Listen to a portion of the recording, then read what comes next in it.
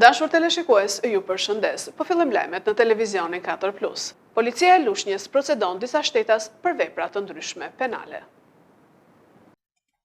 Policia njofton se në 24 orët e fundit, specialistët për hetimin e krimeve të Komisariatit të Policisë Lushnjë referuan materialet në prokurori ku nisi procedimi penal për shtetasit BC, 38 vjeç, banues në Lushnjë, pasi dyshohet se ka ushtruar dhunë ndaj bashkëshortes së tij, e cila u pajis me urdhër mbrojtjeje. PD, 55 vjeç, po banues në Lushnjë, pasi dyshohet se për motive të dobta ka goditur me grushte një shtetas. Dhe FS, 42 vjeç, shtetas turk, por banues në Lushnjë, pasi dyshohet se për motive të dobta ka goditur me grushte shtetasit turq, FS dhe ES. Kurse specialistët për hetimin e krimeve të Komisariatit të Policisë Divjak referuan materialet në prokurori, ku nisi procedimi penal për shtetasin LV, 45 vjeç, banues në fshatin Çerm me Sipërme, pasi dyshohet se për motive të dobta ka goditur me mjet prerës shtetasin KK, i cili është dëmtuar lehtë. Gjithashtu specialistët e sektorit për hetimin e narkotikëve të DVP Fier referuan materialet në prokurori, ku nisi procedimi penal për shtetasin JB, 32 vjeç, banues në Lushnjë, klient në lokalin e shtetases BM, pasi gjatë kontrollit fizik ju gjet një sasi e vogël lëndë e dyshuar narkotike, kokainë. Nga verifikimet ka rezultuar se shtetasja BM kishte punësuar në mënyrë të palishme 4 shtetas. Specialistët e sektorit të qarkullimit rrugor referuan materialet në prokurori ku nisi procedimi penal për shtetasin EK, 62 vjeç, banues në fshatin Kolonj Lushnjë, pasi automjeti që drejtonte në gjendje të dehur është përplasur me automjetin me drejtues shtetasin AL, 33 vjeç. Si pasoj u dëmtuan lehtë të dy drejtuesit. Materialet procedurale ju referuan prokurorisë së Fierit për veprimet të mëtejshme.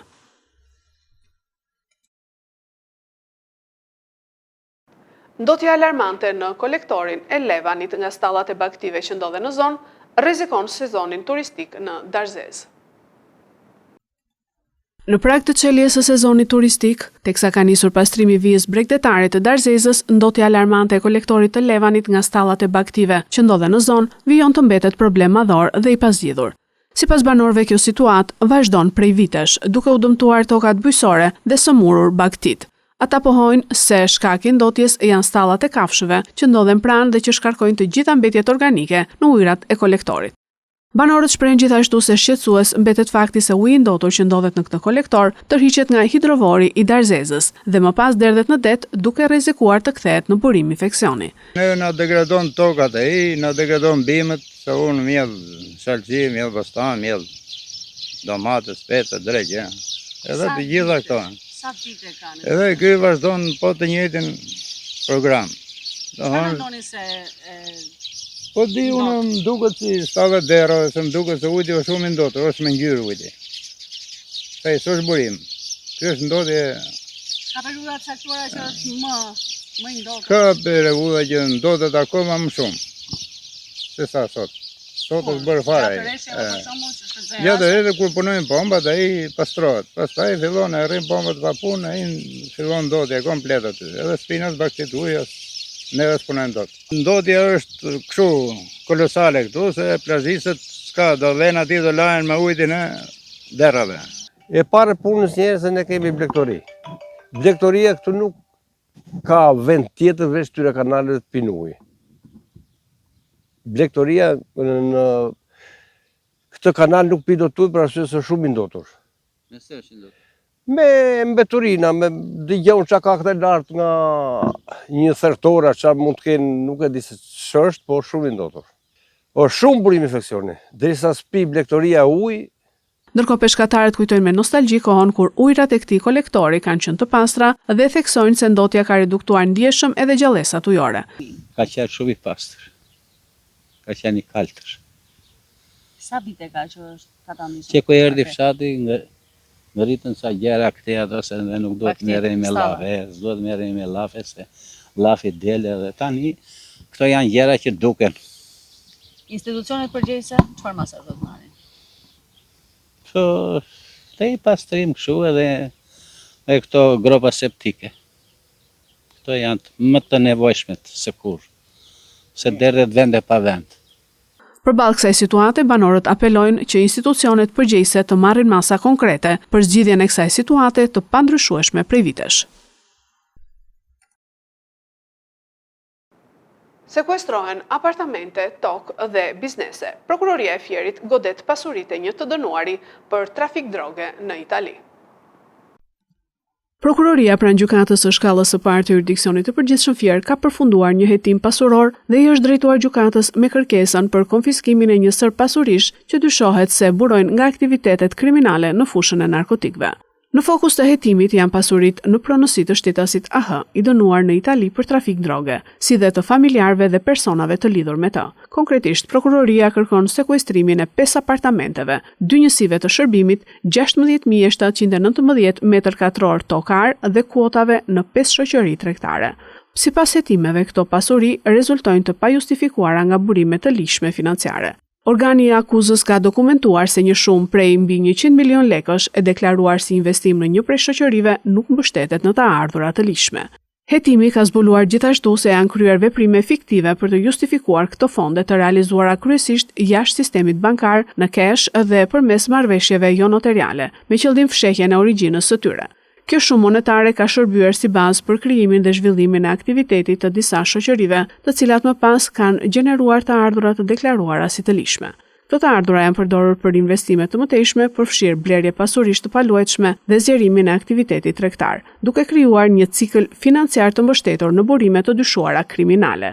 Nga hetimet rezulton se shtetasi AH sillte në Shqipëri para të përfituara nga aktiviteti kriminal në Itali. Po ashtu disa shoferë të punësuar në shoqëritë e lidhura me të janë konstatuar duke transportuar shuma të padeklaruara në kufi, në rrethana që ngren dyshime për origjinën e tyre.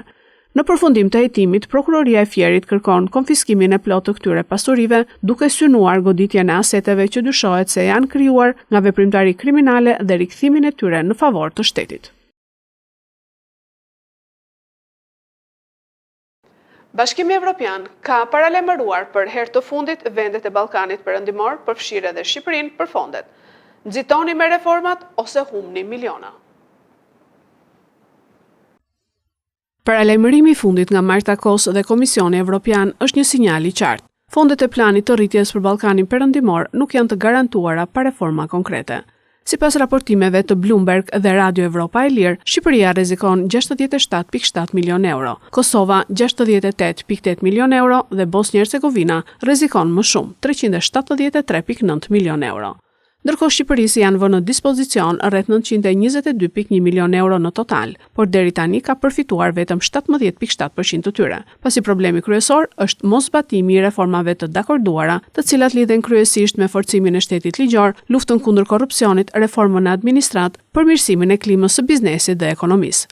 Plani rritjes funksionon me parimin para për reforma. Nëse objektivat nuk arrihen, fondet bllokohen ose humbasin përfundimisht. Fundi qershori 2026 konsiderohet moment kyç. Pas kësaj pike, fondet e papërfituara mund të humbasin përgjithmonë dhe vendet humbasin një mundësi të rëndësishme për investime dhe zhvillim. Nëse reformat përshpejtohen, mund të përthithen edhe 758 milion euro të mbetura dhe përshpejtohet afrimi me Bashkimin Evropian.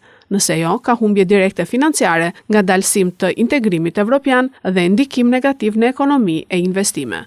Në thelb, ky nuk është vetëm një paralajmërim financiar, por një presion politik dhe institucional që vendet e rajonit të tregojnë progres real, jo vetëm në letër. Presidenti Amerikan Trump i ka dërguar një letër ish-presidentes së Kosovës Osmani në përfundim të mandatit të saj, ku theksohet partneriteti Kosovë-Amerikë. Ish-presidentja e Kosovës, Vjosa Osmani, në rrjetet sociale ka publikuar një letër të marrë nga presidenti i Shteteve të Bashkuara të Amerikës, Donald Trump, në përfundim të mandatit të saj, ku vlerësohet leadershipi i saj dhe ritheksohet partneriteti i fortë mes Kosovës dhe Amerikës. Në mesazhin e tij, Trump shpreh mirënjohjen për bashkëpunimin me Kosovën dhe nënvizon se pret forcimin e mëtejshëm të marrëdhënieve në vitet në vijim.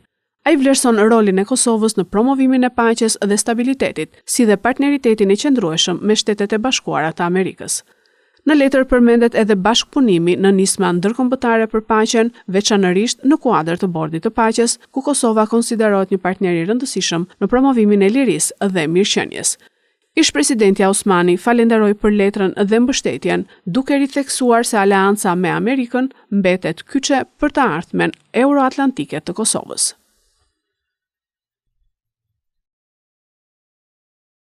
Këto ishin lajmet tona për sot. Lajmet i gjeni dhe në internet në website-in 4plusmedia.tv. Bashkë mirupafshim.